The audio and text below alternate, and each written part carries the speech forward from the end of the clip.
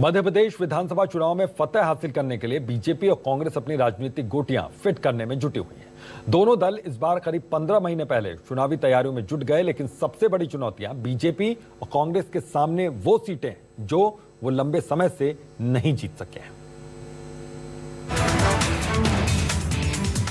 2023 के आखिरी में एमपी विधानसभा चुनाव का बिगुल बज जाएगा।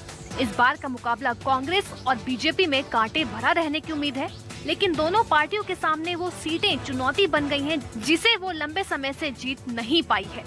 अब दोनों सियासी दल एक दूसरे के गढ़ को ध्वस्त करने के लिए प्लान तैयार कर रहे हैं। सबसे पहले बात करते हैं कांग्रेस की, क्योंकि कांग्रेस के सामने बीजेपी के मुकाबले बड़ी चुनौती है।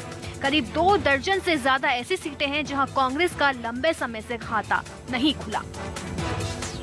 गोविंदपुरा सीट पर 1980 से बीजेपी का कब्जा, इंदौर में 2 सीटों पर 1993 से बीजेपी का कब्जा है और इंदौर में 4 सीट 1990 से बीजेपी के पास है। 1990 से खंडवा और देवास बीजेपी का गढ़। 2003 से बुधनी सीट पर बीजेपी का कब्जा। 1993 से जबलपुर कैंट और सागर बीजेपी के पास। 2003 से इंदौर में 5, Ujjain north, Ujjain south BJP के पास। 2003 से नीमच, जावद, कुरवाई, गुना बीजेपी के खाते में। ये 1.5 दर्जन सीटें हैं जो पिछले 2 दशक से बीजेपी जीत रही है। कांग्रेस की भी ऐसी आधा दर्जन सीटें हैं जहां उसका लंबे समय से कब्जा है। देखो, आज का जो आप माहौल देख रहे हैं ना, तो एक समय था जब केवल देश में 2 सीटें हुआ करती थी भारतीय जनता पार्टी की, और आज पूरे देश पर कब्जा भारतीय जनता पार्टी का। ठीक है, जब तक जड़ें जमी रही, कांग्रेस की जड़ी जमी रही, लेकिन अब आप देख रहे हैं कि पूरी जड़ें एक एक करके सब उखड़ती जा रही हैं। तो जो भी सीट अब कांग्रेस के पास थी ना, अब अगले आप 2023 में देखना, ये सब मैदान साफ हो जाएगा और भारतीय जनता पार्टी एक तरफा सरकार बनेगी, एक तरफा सीटें आएंगी। 2018 की बात करें तो जो सीटें हमने हारी है या कम मार्जिन से हारे हैं, उसको लेके हमारी 2023 मिशन को लेकर तैयारियां, उन सीटों पर हमारा विशेष ध्यान है। साथ ही वो सीटों पर भी हमारा विशेष फोकस है जो वर्षों से हार रहे हैं।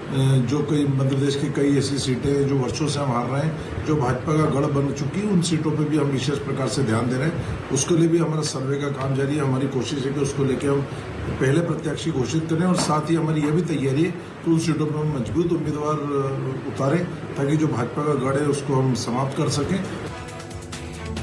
1977 से राघोगढ़ कांग्रेस का गढ़ है।